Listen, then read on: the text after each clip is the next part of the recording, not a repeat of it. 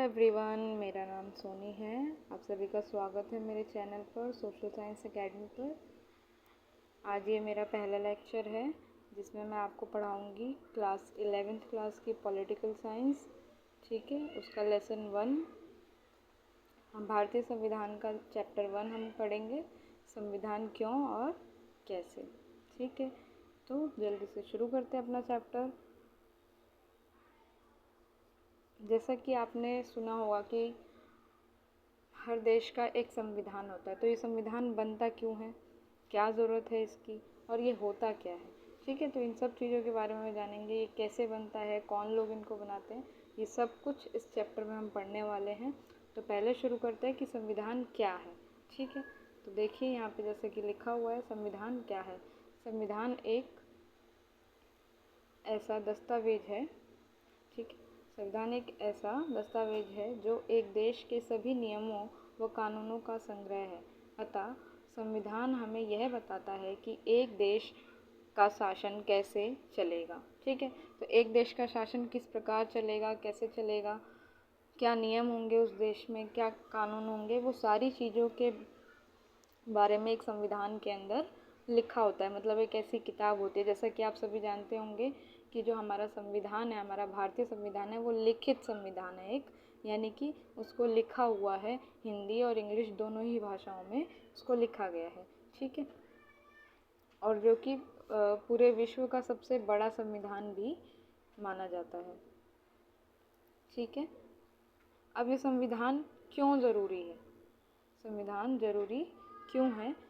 तो जैसे कि मान लो आप एक विद्यालय में आप लोग पढ़ने जाते हैं और वहाँ पर आपको कुछ नियम, कायदे, कानूनों का पालन करना पड़ता है, और यदि आप पालन नहीं करते हैं तो आपको उसके बदले पनिशमेंट भी मिलती है फिर। ठीक है, तो वैसे ही एक समाज के अंदर भी कुछ नियम, कायदे, कानून होते हैं। ऐसे नियम, कायदे, कानून जो मूलभूत नियम हो, है ना, जो सभी को मानने होते हैं, देश के सभी नागरिकों को मानने होते हैं, और वो संविधान में लिखे होते हैं। और हम सभी जानते हैं, देखिए यहाँ पे लिखा हुआ है, जैसे कि हम सभी जानते हैं कि मनुष्य अपने को असुरक्षित महसूस करता है, यानी कि मनुष्य जो है ना, अपने आप को हर वक्त असुरक्षित महसूस करता है, और इसीलिए उसने कुछ नियम बनाए जिससे व्यक्ति सुरक्षित हो जाए और उनको खुद कुछ अधिकार भी मिल जाए, जिससे एक न्यायपूर्ण समाज की स्थापना की जा सके। यानी कि जब पहले की बात करें हम, जब पहले कोई नियम कानून नहीं होते थे, तो पता है क्या होता था, लोग ना मतलब लोग, कोई नियम कानून नहीं है, पूरे राज्य में अराजकता है, कोई किसी को कुछ पूछने वाला नहीं है, कोई जो जिसका जो मन कर रहा है वो कर रहा है, किसी को मार दे या कुछ भी कर दे, किसी को नुकसान पहुंचा दे, मतलब कोई कुछ भी करे जा रहा है। मतलब कोई ऐसा नियम ही नहीं है जो उनको बताए कि क्या गलत है और क्या सही है। तो इसीलिए फिर धीरे धीरे उनको ये असुरक्षा महसूस हुई कि हाँ भाई, हम असुरक्षित है इस समाज के अंदर, और उस समाज को सुरक्षित करने के लिए हमें क्या करना पड़ेगा, कुछ नियम बनाने पड़ेंगे, जिससे कि एक समाज में कुछ मौलिक अधिकार होंगे, और उन अधिकारों के साथ साथ कुछ रूल्स भी होंगे, रेगुलेशन भी होंगे, जिनका लोगों को पालन करना पड़ेगा। ठीक है, जिससे क्या हो जाएगा, एक समाज व्यवस्थित ढंग से काम करना शुरू कर देगा, और समाज में एक न्यायपूर्ण समाज की स्थापना होगी। ठीक है, ऐसे ही जैसे अब है कि एक बड़ा टॉपिक है, आपका क्वेश्चन आता है हमेशा, बड़े क्वेश्चन आते हैं जैसे कि 4-5 मार्क्स में, कि संविधान की आवश्यकता क्यों है, संविधान की आवश्यकता किस लिए है।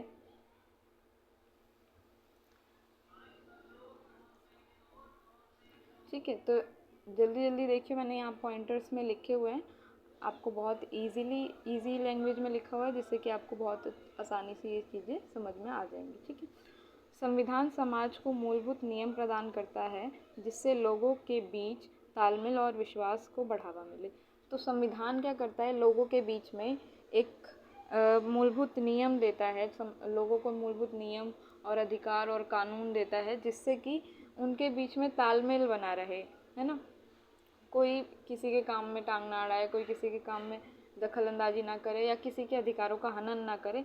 कुछ ऐसे नियम बने हुए हैं, ठीक है, और जिसकी वजह से उनके आपस में विश्वास भी होता है, ठीक है। जैसे कि अगर कोई किसी के कानून का उल्लंघन करता है, किसी के अधिकारों का उल्लंघन करता है कोई कानून का, तो क्या होगा, न्यायपालिका में जाएंगे और न्यायपालिका फिर उसको सजा देगी, ठीक है। तो इस तरीके से लोगों का संविधान पर भी विश्वास बना रहता है कि हाँ, अगर हमारे साथ कुछ भी गलत होता है तो हमें न्याय मिलेगा। तो इस तरीके से लोगों के बीच में भी ऐसे ही जब नियम कानून होते हैं तो लोगों को पता होता है कि कोई मेरे अधिकारों का उल्लंघन नहीं करेगा, क्योंकि ये नियम सभी को मानने हैं, ठीक है, किसी एक के लिए नहीं, सभी पूरे समाज के लिए है।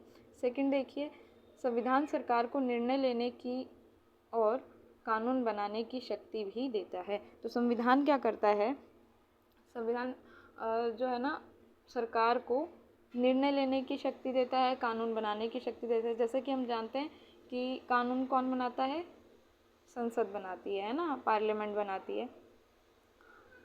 तो जो कानून संसद बनाती है उसके पास निर्णय लेने की शक्ति कहाँ से आती है, वो संविधान से आती है, ठीक है। और उनको चुनने का अधिकार हमें कहाँ से मिला है, हमें संविधान से मिला है। हमें मौलिक अधिकार मिले हैं कि हम इस देश में स्वतंत्र हैं और अपने सरकार का स्वतंत्रता पूर्वक चुनाव कर सकते हैं, ठीक है। तीसरा देखिए, तीसरी आवश्यकता क्या है, सामाजिक असमानताओं को दूर करने के लिए भी संविधान आवश्यक है। तो जो भी समाज में असमानताएं हैं, लोगों के बीच में भेदभाव है, ऊंच नीच है, उन सभी असमानताओं को दूर करने के लिए भी संविधान ज़रूरी है। जैसा कि आप सभी जानते होंगे कि पहले जब जाति व्यवस्था बहुत ज़्यादा थी और लोगों के बीच में जाति के आधार पर बहुत अधिक ज़्यादा भेदभाव होते थे, है ना। क्यों, क्योंकि हमारे पास तब ऐसा कोई नियम कानून और संविधान नहीं था। या जैसे लड़के और लड़कियों के बीच भेदभाव किया जाता था, ठीक है, या अमीर और गरीब के बीच, या बहुत अधिक गरीबी है, ठीक है, बहुत। तो ये जो समाज में असमानता है ना, उन सबको भी दूर करने के लिए एक देश के लिए संविधान आवश्यक होता है, ठीक है। और चौथा क्या है, चौथा आवश्यकता क्या है, सरकार की शक्तियों को सीमित करने के लिए भी संविधान आवश्यक है, ताकि सरकार नियमों का उल्लंघन ना करे और अपनी शक्तियों का गलत उपयोग ना करे। यानी कि जो भी सरकार, अभी हमने जैसे सेकंड पॉइंट में पढ़ा कि सरकार के पास शक्तियां हैं निर्णय लेने के, कानून बनाने के लिए, लेकिन वही निर्णय और वही कानून अगर हमारे नागरिकों के अधिकारों का उल्लंघन हो, नागरिकों के लिए वो सही ना हो, तो संविधान क्या करता है, उनकी शक्तियों को सीमित भी करता है। यानी, और वो सीमित किसके द्वारा किया जाता है, नागरिकों के मौलिक अधिकारों के द्वारा सरकार की शक्तियों को सीमित किया जाता है, ताकि सरकार अपनी शक्तियों का गलत इस्तेमाल ना करे। पांचवी आवश्यकता क्या है, संविधान नागरिकों को मौलिक अधिकार देते हैं जिससे उनका जीवन बेहतर हो सके और वे अपना विकास कर सकें। तो संविधान जो है अपने देश के नागरिकों को कुछ मौलिक अधिकार देते हैं जिससे कि उस देश के लोग अपने जीवन को बेहतर बना सकें, अपने जीवन का विकास कर सकें, ठीक है, अपना लिविंग स्टैंडर्ड अच्छा कर सकें, ठीक है। जैसे शिक्षा का अधिकार, समानता का अधिकार और स्वतंत्रता का अधिकार, ठीक है, ये सारी अधिकार हमारे जो संविधान में दिए गए हैं। अगर हमारे अधिकारों का कोई उल्लंघन करता है तो उसके खिलाफ न्यायालय में जाने का भी अधिकार। तो ये सारे अधिकार जो हैं हमारे संविधान में हमें दिए गए हैं, जिससे कि एक व्यक्ति का विकास हो सके पूर्ण रूप से, ठीक है। तो इसलिए भी संविधान आवश्यक है। छठा पॉइंट देखिए, समाज की ज़रूरतों और लक्ष्यों को पूरा करने के लिए भी संविधान की आवश्यकता होती है। यानी कि एक समाज में, एक सोसाइटी की क्या ज़रूरतें हैं, उनके क्या लक्ष्य हैं, उनको भी पूरा करने के लिए संविधान की आवश्यकता होती है। यानी कि जैसे मान लीजिए एक समाज जो है वो चाहता है कि उनके बीच में समानता बनी रहे, या फिर जो समाज के अंदर ज़रूरतें क्या होंगी, जैसे कि गरीबी थोड़ी कम हो जाए, ठीक है, या और भी बहुत ज़रूरतें हो सकती हैं, ठीक है। तो उन सभी ज़रूरतों को भी पूरा करने के लिए संविधान ज़रूरी है, क्योंकि इन संविधान में ही तो वो नियम कानून लिखे होंगे कि उन ज़रूरतों को कैसे पूरा किया जा सकता है। सरकार ही तो पूरा करेगी, लेकिन वो संविधान में लिखे नियमों के अनुसार करेगी, ठीक है। देश में संतुलित सामाजिक और राजनीतिक व्यवस्था बनाए रखने के लिए भी संविधान महत्वपूर्ण होता है। हाँ, तो ये आखिरी पॉइंट 7वां, जिसमें ये बताया गया है कि जो एक देश है उस देश की व्यवस्था को संतुलित करने के लिए, बैलेंस रखने के लिए भी संविधान बहुत ज़रूरी है। अतः आखिर में निष्कर्ष पे पहुँचते तो अतः एक व्यवस्थित, न्यायपूर्ण, सुरक्षित और सभ्य समाज के लिए संविधान अति आवश्यक है, ठीक है। तो आई होप आप लोगों को ये पूरा लेक्चर जो मैंने दिया चैप्टर 1 का आपको समझ में आया होगा। अगर कोई भी सजेशन हो या कुछ भी मतलब इसमें और कुछ बदलाव करने की सजेशन दे सकते हैं आप लोग कमेंट बॉक्स में, ठीक है। इसके आगे का लेसन हम कल पूरा करेंगे, ठीक है। तब तक के लिए बाय बाय और thank you so much for watching.